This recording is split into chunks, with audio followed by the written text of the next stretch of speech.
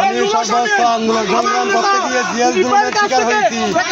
Modi chairman যদি না পায় নমিশন, আমি এখান থেকে উঠবো না মারা যাবো আমি।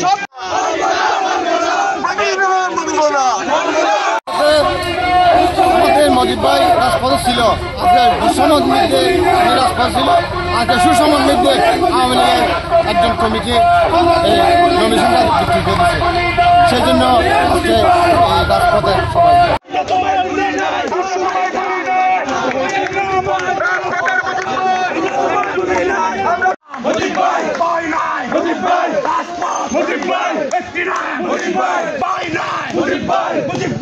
সবাই অবৈধ নমিশন মানি না মানবো না অবৈধ নমিশন অবৈধ